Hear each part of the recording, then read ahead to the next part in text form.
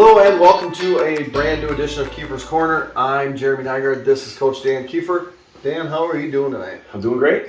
So, week 3 of the season, we've had a victory at UWL against Kewaskum. Last Friday night, we take another longer trip. We head to Galesville to play a non-conference game against GET. What were your thoughts going into that game, and how did they progress as the game went on? Well, we expected GET to be a physical team, and they were pretty physical. I think there was some evidence of that. The first drive of the game, they moved the ball pretty effectively on us, got several first downs.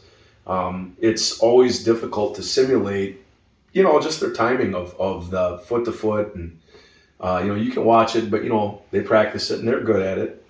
They moved the ball on us a bit there. We did get a big stop. I think we had them like 4th and 8, and Colton Hush made a nice interception in the end zone. We had a couple of things that we were not doing quite right, but I thought as the game progressed, we got some of those things ironed out, and I thought the defense played very well. And offensively, when we finally did get the ball, that was like an 8-minute drive. And we finally got the ball, went down and got a score, and we got it going again pretty fast in that second quarter. When we finally did get our hands on the ball, we scored, and that was good to see. I thought our offensive line really, took a big step. I thought our run blocking from week 1 to week 2 got significantly better. I would argue that the personnel that GET had in Kewaskum, I think they were probably pretty similar up front. I mean, both teams are. I would expect that GET has a good chance to be a playoff team. I really believe that they will have a good chance to. They're unique. They were probably not a great matchup for us because that's what they're good in that tight quarter stuff. Right. And we're obviously kind of different than them in that regard, spreading it out and throwing it. But I really liked the way we ran the ball. So. It was good. I mean, it was a good physical test. It was a physical game. I felt like our kids, played hard, and we tightened some things up. We definitely got better. So you mentioned that going down and scoring. We score on a pass play to Gavin to start the game, which he just kind of gets by a defender. Cal throws a nice ball. Yeah. The second touchdown to Gavin, your angle maybe looked a little bit different than my angle. Because when that ball comes out of Cal's hand, I'm thinking, uh-oh. Yeah, it looked ill-advised. It looked like, uh-oh. Yeah, it's going to be an interception. I don't know. I don't even know how Gavin really did that. He just went up and somehow contorted his body and got in front of it and caught it. So we score that one. At that point in time, I think the way that GET came off the field, it kind of changed. Yeah. Because they pushed our D-line on that first possession. Yeah, they did. And then after that second score, it was heads down. We score again. I think Cal scores. And then going into halftime, so GET has the ball. Probably if you're playing video games, you take a shot. But when they're 0 for 3 with an interception, you're not playing video games, so maybe you just take a knee. Yeah. Right? And they choose to not. I'm sure if they had it to do over. Because we end up getting the ball back, and it's like, what were they thinking? And that was, I think, a fumble on a jet where it was a low snap. The guy runs in. We recover the fumble. So we get the ball back, and then we turn it over. Yeah. So then they do get a chance to right their wrong. Mm-hmm. Only now they spread it out. Right. And they throw it to Brody Everts. Yes. In the flat. Great play by Brody. He was Brighton Loggerman was working on he had a little bit of a shoulder injury, and we're just being cautious with him, and so Brody, a sophomore, in his first action, right where he's supposed to be, and makes a big play. That was two of the big things I thought. There was young guys that when they got their chance, they performed well. I thought Brody did a really nice job. Right. And I also thought Dawson Vienendahl, when he went in, Gavin cramped up, and boom, next thing you know, there's Dawson in the end zone. So that was really good. And you're excited because you remember those two guys. You're going to remember that one from. Right. That's going to stick with them for a long, long time. Circling back to, I think, going back to, them moving the ball on us, there were two key things there. Pad level, we were playing pretty high. And then they were also they were kicking us out. And we had talked all week about, hey, you can't get kicked out. We need to spill things. Okay. And we did get a little bit better at that. After they scored, I think we maybe dropped their pad level a little bit, and we can also play much better with their hands. So, there were some things that we have a lot of things that we can work on. It's not like, oh, hey, this is everything's perfect. We got plenty to work on. Right. So right before half, when we get the ball back, Cal goes deep to Graydon. Yeah. And Graydon he didn't have a catch, I don't believe, in the first game. Right. And he gets by his defender. He scores that touchdown. Gavin has his third and a half. And then you mentioned Dawson Beadendahl. So, but I think the one thing that fans of the team, having watched last year and losing some guys on the perimeter, what kind of depth are we going to have?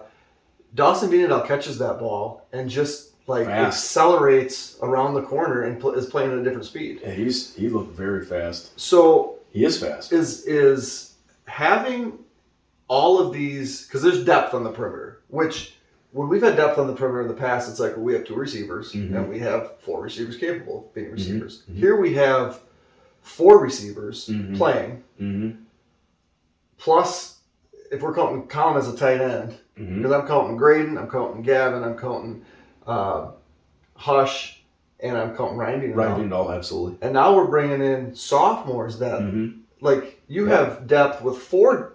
Like, is it a product of having opportunities because we're playing in a different offense, or is it we have all these guys and now we're just able to find them spots where maybe we didn't have that before? I think it's a little bit of both. I think we have a lot of really good guys. We do. We're very fortunate. We're blessed to have all those guys that are very talented. You can have those kind of talented kids, but if you're not getting it done up front, nothing happens. Right. And that's really the spot where, if you want to talk about depth, I feel like we have the most depth up front, which as a coach, that makes you feel good. I mean, we obviously have a lot of kids on the perimeter that are very good too. Do you think the O-line and D-line depth played a part when we're in the third quarter, early in the fourth quarter? GET's guys, their linemen are laying on the ground cramped up. They're going both ways. Our guys are able to get a spell where they don't have to play. We do. I mean, that's one thing we feel like we're playing a lot of kids. We have a lot of kids that I would categorize as like 1.5 halfway starters, where they might go every other series on one side of the ball because we feel pretty good about our depth, and that makes a big difference. And I look ahead to this coming Friday. Forecast is for 88 for Friday. It's going to be another hot one, so I'm sure at kickoff it'll be 80. It'll be very much like it was in GET, and it should be fine. But you got to understand that depth is a real factor in every game, but especially in games like that. Right. And on our turf, GT turf field, turf's hotter than grass. It really is. So that'll be something that we're obviously a little more used to. Somerset coming from did they get turf yet? Not yet. That they're going to be. That's just something to me where it's like when I've been on the turf when it's hot out. Yeah. It's hot. It's a different kind of hot. It is. And so that'll be fun. So middle border opens this week. We get Somerset there 1-1. They lost last week in a relatively close game against Northwestern. Yeah. The rest of the middle border continues to look as advertised. Yeah, the middle border is going to be very, very strong. Everybody's won a game. If you want to look at some, just some scores that should pop out to you, you think of Ellsworth beats Edgar. Right. Okay? Edgar plays Stratford. Stratford was the number 1 ranked team in Division 5, and Edgar blew them out. I know that Stratford in week 1 beat, I think it was Mosinee. Mosanee's a big school. Yep. That's probably a Division 3 school, and they beat them handily. Right. So when you start thinking about, okay, Edgar beat them, and then Ellsworth beats Edgar. Obviously Ellsworth's tough. Central, you're 112 points to 0. That's pretty impressive. Prescott, as we mentioned, they're vastly improved. If you take a game off, man, you're going to lose. Right. And I know you're not into the rankings. Did you see the week 2 Division 4 rankings? Was that where we were 4th? We were 4th last week. Okay. So Ellsworth is 3. They were 3 last week. Okay. We actually dropped to 5. Okay. And then Central and Prescott are both in the top 10. Is that right? and I believe Somerset and would it be Osceola both receiving votes, and Rice Lake receiving votes. Well, there you go. I mean, the league's good. Yeah, very people good. know. Yeah, it's crazy. People know. Before we move on to next week's opponent more, looking back at Friday night's game, we vote for offensive, defensive, and special teams player of the game. How did those votes go? Offensive player of the game went to Gavin Sell. Okay, that makes sense. He really did have a good game. I think that third touchdown, there were two kids that were right there, and they're just like, they're like, what are you supposed to do? Right. Because there's two kids that are right there, and he just like takes it from them. And, Gav can keep getting better too. I mean, there's things that he knows. He knows what he's got to do to, improve his game, and he'll keep getting better because it's important to him. Right. Our defensive player of the game, I believe it went to Jackson.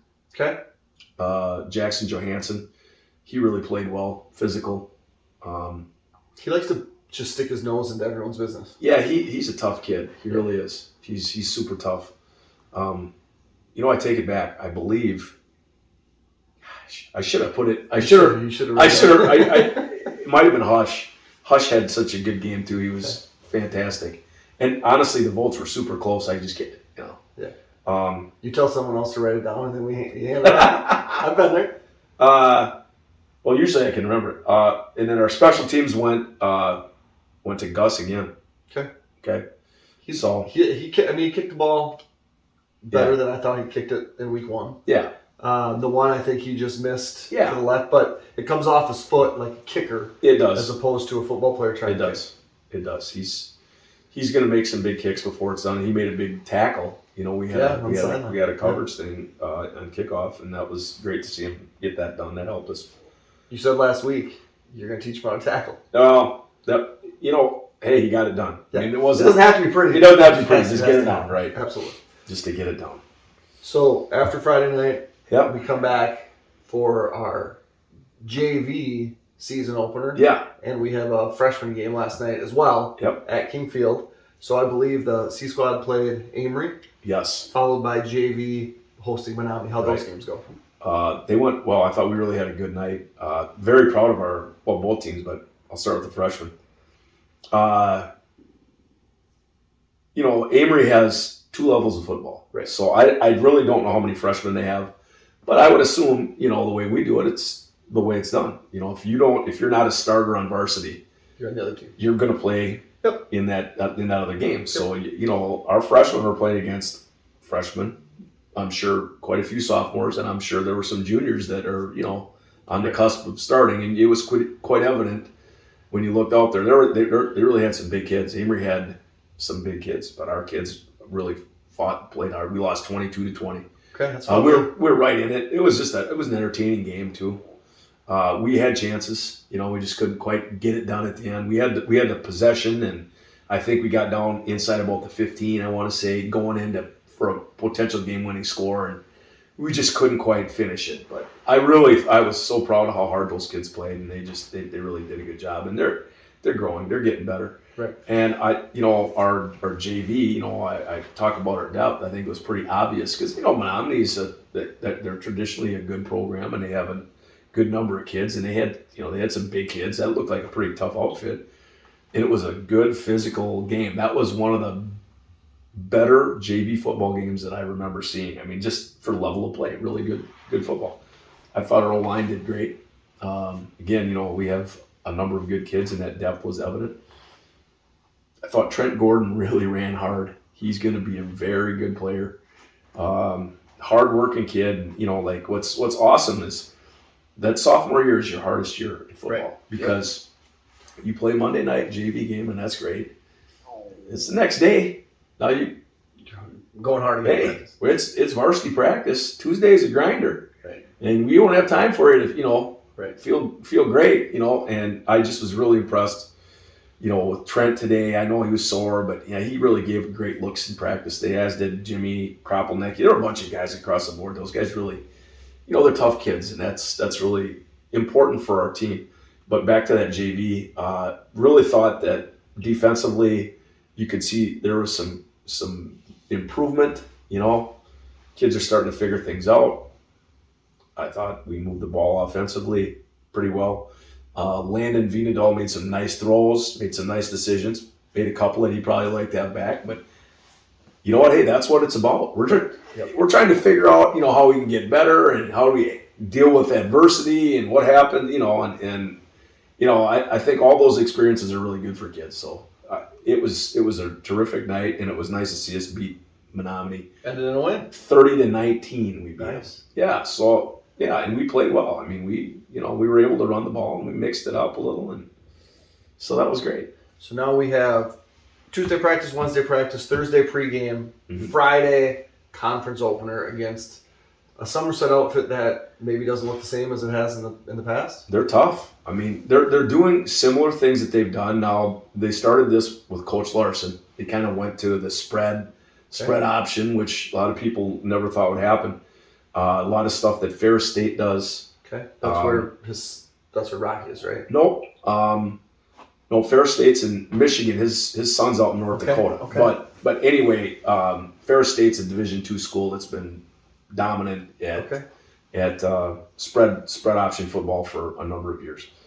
But anyway, so they started installing that, and then they've continued that the last 2 years. Since Coach Larson passed away, and they're doing a really good job. I mean, they do a lot of stuff that's tough to defend. It's a lot like what it used to be. Like in terms of you have a dive back, you have a quarterback player, and you have a pitch. But they have so many unique ways they get into the pitch phase. Like one of the components of their pitch will be he'll literally pass it out there. The quarterback will throw it. They'll have a kid, doing a bubble, or they'll orbit a guy from the other side of the field and get him in the pitch phase, or they'll come and do like a little circle motion and get. I mean, they're real creative. You don't know for sure where it's coming from, which is an advantage for them. They're doing some really good things. Offensively and defensively, they have, two of the best players in the middle border for sure. They have a number of good players. I mean, that's selling them short to talk about too. But the Gebheim kid is he's one of the best players in the middle border. Running back, linebacker. Yeah, running back, outside linebacker. He's just a really tough kid. He's a good player. Yep. Really, really good player, and I think that's an important piece for us to be aware of. I also think their quarterback is vastly improved. Kane Donnelly, who's going to be a junior this year. And right. Seems like things are slowing down for him. Like he's good. They have that Lesha at receiver 19. He's a really fast, good looking kid. 25. I don't know his name off the top of my head. He's a nice player. They got a lot of good players. Yeah. They really do. So, and the thing I will guarantee you is Somerset kids are feisty. Mm-hmm. I mean, they're gonna freaking scrap. They're gonna want it. I mean, that's just what they are. And I don't say that as a bad thing. That's I mean, they're gonna bring it, and if you don't bring it, they'll kick your tail. Right. So, we know we have a challenge. We know that this is the best team we faced. Absolutely. So far this year, without a doubt. And this is going to be a team that'll be a playoff team. I'd be very, very surprised if they're not. Well, the thing about the middle border is you got to win 4 games in the conference. You do. And so if there's 6 really good teams in the conference, there's going to be somebody looking at on the outside. You're right. There will be a good team on the outside looking in. You got to stay healthy. That's obviously a big deal for everybody. But we're healthy at this point. Our health is good. For the most part. We have a couple little things, but we've avoided catastrophic things. There's always little dings. Yep. So that's good. It's a good thing. So I guess we're in a good spot there for 2 games in. Okay, so Somerset this week. Then we have the beginning of Badger football. Yeah. And then soon Packer football. Oh yeah. And now that you're retired, you have a little bit more time maybe to get angry about how these teams may play. How is you used to vent to students, right? If the Packers play poorly on Sunday or the Badgers play poorly on Saturday, Monday might start with a little bit of group therapy. Yeah. Oh yeah. Where Coach Keefer just has to get it out. Yeah. That's true. Who's going to hear That's that true. this year? Yeah. Well, I can talk to myself, and that's fine. Well, that was actually kind of a bit. I think kids actually enjoy that. It was partly for myself, but I think the football kids probably for sure enjoyed seeing. Anytime you have your teacher that's talking about something that's not exactly school related, most of the time the kids are okay with that. That's a win for them. So maybe you just have to stop. You might have to stop in on Monday, just get some kids in the hall. There you go. Because the Badgers start Saturday, right? Yeah, Buffalo? yeah. I'm really excited for the Badgers. It'll just be fun to see. Something different. It's going to be different, and I actually think I'm really excited to see them play. I think there will be some similarities, in terms of what we do and what they do. In terms of there's going to be, I think, some pretty good balance, run pass, and not to at all imply that we're doing it at a level that they're going to do it at. That's not what I'm saying. But I mean, just a little bit of similarities, and I think there's some conceptual things that are probably not too terribly different. Right, and the depth that the Badgers have on the perimeter is going to be unlike any wide receiver room that any Badger fan has ever seen, ever. Yeah, and I think, absolutely. And I also am very excited about the defense. And, everybody, I think there's so many people in the state of Wisconsin that were just, huge fans of Jim Leonard. And how can't you be? Right. But having also, seeing what Coach Tressel's doing, it's hard not to be excited about their defense. That defense is going to be tough. And, I do think that they're going to be a little bit of a hybrid of what they used to do and some new things. And I'm impressed with their D staff. I think those guys are going to do a really good job. I think they got good personnel. Yeah. It could be a really good year for the Badgers. I don't know. I mean, we'll see. They haven't played a game yet, so you hate to you like to see it first. But I think the expectations are not crazy when you look at what they have and you look at what they've done. Right. If Tanner Mordecai can be like he was last year, play like he has played throughout his career, and the offensive line can, pass protect and run block. They've changed some things. All their combo blocks are different because their splits are different. And I mean, it's like it's totally new. Right. So it'll be interesting to see. But I think Coach Fickle is a guy that has very high expectations, and man, it's going to be fun to watch him. Absolutely. The other Big Ten middle border news: Ohio State today announces their starting line. Did you hear this? I did. I heard that earlier today. Carson Hinsman. Good for Carson. Starting center for the Ohio State Buckeyes. I mean, hey, that's super impressive. Anywhere in college football for a kid to start in his second year, almost unheard of, especially on the offensive line. And then you're doing it in Ohio State. It's crazy. It's really impressive and good for Carson. Let's hope the kid stays healthy and has just a fantastic career. Yeah, for sure. Yeah, I mean, that's really cool. I mean, as much as I don't like Ohio State, it's hard to not pull for a kid that he was a kid that grew up in our hallways. Right. That was always just a big, yeah. And then to see him continue to just develop and like you said, stay healthy. Because I think at some point in time, when you play for a big successful school like that, the thing that stops you from continuing to play is lack of health. I mean, you hear about these college guys that are hanging it up because their knees and and so that to me is the thing that you keep your fingers crossed and just hope for his future that he can just keep it healthy. And that the Badgers beat him still. Of course. But that he's handily. Yeah. Absolutely. Any other parting words for week 3 Keefer's Corner? No, just enjoying being around our kids. They work hard at practice, man. We're just focused on, trying to outwork people. That's got to be our thing. Everybody's capable, but not everybody's willing to do the work. And let's work. So, and the kids are. I really like what I see. Perfect. All right, that's Dan Keefer. I'm Jeremy Nygaard. This was week 3 of Keefer's Corner. We're going to be hosting the Somerset Spartans on Friday night. Hope to see you there.